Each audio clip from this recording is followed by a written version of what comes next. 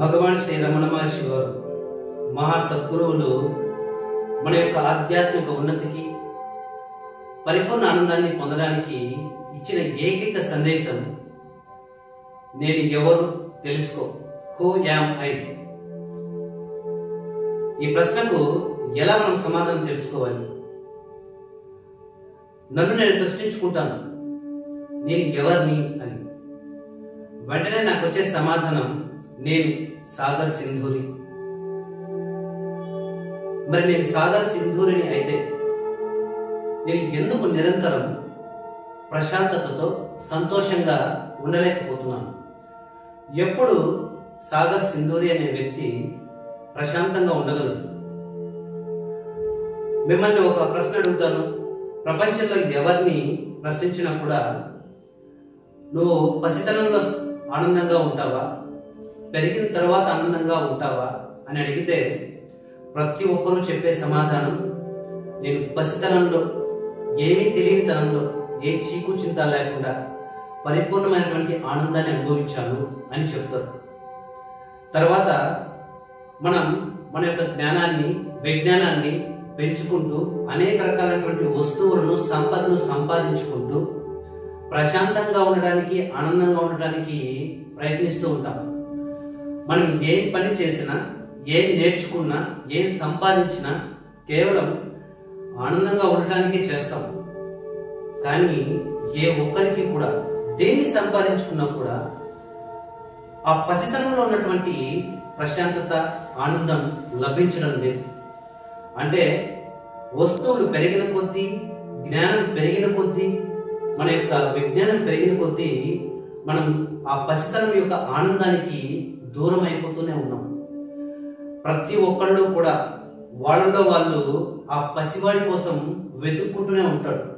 ఎందుకంటే కేవలం పసితనం మాత్రమే, ఏమీ తెలియని మనోరహిత స్థితి మాత్రమే ఆనందాన్ని ఇస్తుంది. మరి అటువంటి పసితనంలో నువ్వు అనుభవించినటువంటి పూర్ణ శాంతిని, ప్రశాంతతను, ఆ ఆనందాన్ని, నూతన ఉత్సాహాన్ని మనం పొందాలనుకుంటే మనం ఏం చేయాలి? అనేక రకాలైనటువంటి ఆధ్యాత్మిక మార్గాలను మనం అనుసరిస్తూ ఉంటాం. ఎంత ప్రయత్నించినా కూడా ఆ పూర్ణ శాంతి, ఆ పరిపూర్ణమైనటువంటి సంతృప్తి మనకు లభించకుండా పోతూనే ఉంటుంది. దీనికి అతి సులభమైన మార్గం ఆత్మ విచారణ పద్ధతి, హూ యామ్ ఐ అనే ఒక అత్యున్నతమైనటువంటి ప్రశ్నను మనం వేసుకోవడం. నువ్వు నీ పేరు రాజు అనుకుంటే, నేను ఎవరైనా ఒక ప్రశ్న అడిగితే నువ్వు ఎవరు అని అడిగితే వెంటనే నేను రాజు అని సమాధానం చెప్తావు.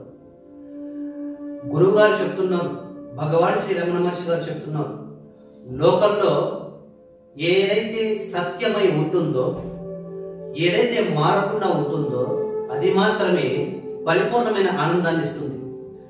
ఆయన చెప్తున్నారు, సత్యమైనది మాత్రమే పరిపూర్ణమైన ఆనందాన్ని ఇస్తుంది అని. మరి నువ్వు రాజు అనే విషయం నిజమా కాదా నువ్వు క్వశ్చన్ చేసుకోవాలి.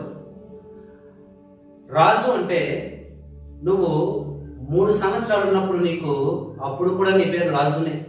మరి ఆ పసితనం స్వభావం ఉన్నటువంటి ఆ రాజువా, లేదా 10 ఏళ్ల వయసు వచ్చినప్పుడు నువ్వు అనేక రకాలైనటువంటి విషయాలను తెలుసుకుని 10 ఏళ్ల బాలుడుగా ఉన్న ఆ రాజు నిజమా? నువ్వు స్కూల్కి వెళ్ళి, కాలేజీకి వెళ్ళినప్పుడు, మంచి ప్రౌఢావస్థలో ఉన్నప్పుడు అక్కడ ఉన్నటువంటి రాజు నిజమా? ఇప్పుడు పెళ్లి చేసుకుని పిల్లలను కన్న తర్వాత ఇప్పుడున్నటువంటి రాజు అనే వ్యక్తిత్వం నిజమా? వీటిలో ఏ రాజు నిజమైన రాజు? నిజానికి చూడండి, మనం నిరంతరం మారిపోతూనే ఉంటాం. కొత్తది తెలుసుకున్న ప్రతిసారి మనం మానసికంగాను, శారీరకంగాను మారిపోతూనే ఉంటాం. మరి 10 ఏళ్ల క్రితం రాజు నిజమా? 20 ఏళ్ల క్రితం రాజు నిజమా? ఇప్పుడు రాజు నిజమా? ఇంకా 10 సంవత్సరాల తర్వాత తయారయ్యే రాజు నిజమా అని మనం ప్రశ్నించుకుంటే ఇవి ఏవి కూడా నిజం కాదు. ఎందుకంటే ప్రతినిత్యం రాజు అనే వ్యక్తిత్వం, స్వభావం తెలుసుకునే కొద్దీ మారిపోతూనే ఉంటుంది. ఆయన చెప్తున్నారు, మారేది ఏది కూడా మనకు సౌఖ్యాన్ని, సంతోషాన్ని ఇవ్వదు. చూడండి, మీకు ఒక సొంత ఇల్లు అంటూ లేదు. నిరంతరం ఆ ఇంటికి ఈ ఇంటికి మారుతూనే ఉన్నారు, ఆ ఊరికి ఇంకొక ఊరికి మారుతూనే ఉన్నారు. ఇలా మారడం మీకు సుఖాన్ని ఇస్తుందా? నిజానికి మార్పు మనకు సుఖాన్ని ఎప్పటికీ ఇయ్యదు. మార్పు నిరంతరం భయాన్ని, అసౌకర్యాన్ని కలిగిస్తూనే ఉంటుంది. మనం మారుతూ ఉన్నాం కాబట్టి మనం సంతోషంగా ఉండట్లేదు. మరి మారకుండా ఉంటే మన యొక్క అభ్యుదయం సాధ్యం కాదు. మనకు కావాల్సింది మన యొక్క ఉన్నతితో పాటు, అభ్యుదయంతో పాటు, మన యొక్క అభివృద్ధితో పాటు పరిపూర్ణమైన సంతృప్తి కూడా కావాలి. ఎన్ని ఊళ్ళు తిరిగినా, ఎన్ని స్థలాలు మారినా, ఎన్ని కొత్త ప్రదేశాలు చూసినా మనకు మన సొంత ఇంటికి వస్తేనే సుఖంగాను, సౌఖ్యంగాను, ప్రశాంతంగాను ఉంటుంది. అంటే ఎవరికైతే ఒక సొంత ప్రదేశం ఉంటుందో, వాళ్ళ యొక్క నిజమైనటువంటి స్వీయమైనటువంటి ప్రదేశం ఉంటుందో, ఆ ప్రదేశం వాళ్ళకు సౌఖ్యాన్ని ఇస్తుంది.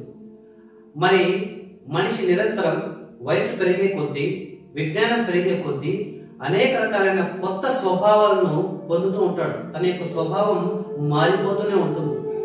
మరి ఇలా మారిపోతున్నటువంటి వ్యక్తిత్వానికి, స్వభావానికి నిజానికి శాంతి అనేది ఉండదు. ప్రతిసారి పరిస్థితులకు అనుగుణంగా, మన యొక్క చుట్టూ ఉన్న వాతావరణ పరిస్థితులకు అనుగుణంగా, మనుషులకు అనుగుణంగా, విజ్ఞానానికి అనుగుణంగా మనం మారిపోతూనే ఉండాలి. మార్పు ఎప్పటికీ సుఖాన్ని ఇవ్వదు. మనం ఏదైతే మన సొంత వ్యక్తిత్వం ఏది అని ప్రశ్నించుకుంటే, మరి చిన్నప్పుడు ఉన్నటువంటి వ్యక్తిత్వం నిజమా, పెద్ద అయిన తర్వాత నిజమా, ఇప్పుడున్న వ్యక్తిత్వం నిజమా, ఇంకా 10 సంవత్సరాల తర్వాత సంతరించుకోబోయే వ్యక్తిత్వం నిజమా అంటే ఇవేవి నిజం కావు. ఇవన్నీ కూడా మనం కొత్తగా అరువు తెచ్చుకున్నవే, కొత్తగా మారుతూ మారుతూ మనం సంపాదించుకున్న వ్యక్తిత్వాలే. ఎవరైతే తన యొక్క నిజ వ్యక్తిత్వానికి, నిజ స్వభావానికి, నీ సొంతం అంటూ ఒకటి ఉంటుంది, ఆ వ్యక్తిత్వానికి, ఆ మానసిక స్థాయికి చేరుకోగలుగుతారో, ఆ వ్యక్తిత్వాన్ని అర్థం చేసుకోగలుగుతారో వాళ్ళు మాత్రమే ఆ పసితనంలో ఉన్నటువంటి సంతృప్తిని, ఆనందాన్ని పొందగలుగుతారు. మన యొక్క ప్రపంచంలో ఉన్న ప్రతి మనిషి యొక్క నిజ స్వభావం ఏంటంటే, పసితనంలో నువ్వు ఏ నాలెడ్జ్ లేకుండా, ఎటువంటి విజ్ఞానం లేకుండా, ఎటువంటి గుణాలు లేకుండా, గుణాతీతంగా, వ్యక్తిత్వానికి అతీతంగా, మానసిక ఆలోచనలకు అతీతంగా ఉన్న ఆ ప్రశాంత స్వభావమే మన యొక్క నిజమైన స్వభావం. ప్రతి ఒక్కళ్ళు కూడా గాఢ నిద్రలో నిద్రపోతున్నప్పుడు ఏ స్వభావం అయితే ఉంటుందో అదే మన అందరి యొక్క స్వభావం. అదే మన యొక్క సొంత స్వభావం. మనం మన సొంత ఇంట్లో ఉన్నప్పుడు ఎంత సౌఖ్యంగా ఉంటామో, అదే విధంగా మారుతున్న వ్యక్తిత్వంతో కాకుండా మన సొంత వ్యక్తిత్వంలో ఉన్నప్పుడు, సొంత స్వభావంలో ఉన్నప్పుడు, మన సొంత నేచర్లో ఉన్నప్పుడు మనం ఆనందంగా ఉండగలుగుతాం. మరి నీ ఎవరో అనే ప్రశ్నకు ఆయన ఏ సమాధానం తెలుసుకోమని అంటున్నారంటే, నువ్వు గాఢ నిద్రలో నీ నిజ స్థితిలో ఉన్నావు, నీ నిజ స్వభావంలో ఉన్నావు. అది అసలైన నువ్వు.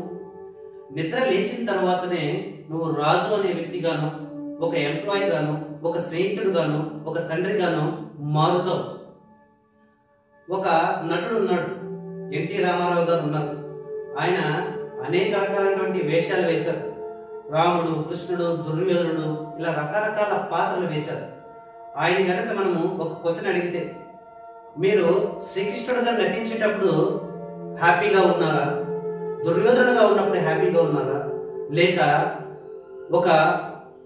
ఏదో ఒక క్యారెక్టర్లో ఉన్నప్పుడు మీరు హ్యాపీగా ఉన్నారా అని అడిగితే, నేను ఎన్టీ రామారావుగా ఉన్నప్పుడు మాత్రమే సంతోషంగా ఉండగలను అని సమాధానం ఇస్తారు. ప్రపంచంలో సౌఖ్యాన్ని, ఆనందాన్ని ఇచ్చేది మన నిజస్థితి. అంటే గాఢ నిద్రలో ఎటువంటి చీకు చింత లేకుండా, గుణాతీతంగా, ఎటువంటి మానసిక అవస్థలు లేకుండా ప్రశాంతంగా ఏ స్థితిలో అయితే ఉంటావో అది మన యొక్క నిజస్థితి. ఆ నిజస్థితిలో ఉన్నటువంటి నిన్ను నువ్వు తెలుసుకో అని ఆయన మనకు సెలవిస్తున్నారు. మరి గాఢ నిద్రలో ఉన్నప్పుడు నిన్ను నువ్వు ఎలా తెలుసుకోగలుగుతావు? అప్పుడు మనకు తెలుసుకోగలిగినటువంటి, ఆత్మ విచారణ చేయగలిగినటువంటి ప్రజ్ఞ ఉండదు. అందుకని మనం ధ్యానాన్ని లేదా మౌనాన్ని ఆశ్రయించి, మౌనం అంటే మనస్సును నిలిపివేయడం, మనస్సును నిలిపివేయడం అంటే ఆలోచనలో నిలిపివేయడం. మరి ఆలోచన రహిత స్థితికి మనం వెళ్ళి, నేను ఎవరు, ఆ గాఢ నిద్రలో ఉన్నటువంటి ఆ నిజస్థితి ఎలా ఉంటుంది అని అనుభూతి చెందడాన్ని మనం ఆత్మానుభూతి అంటాం.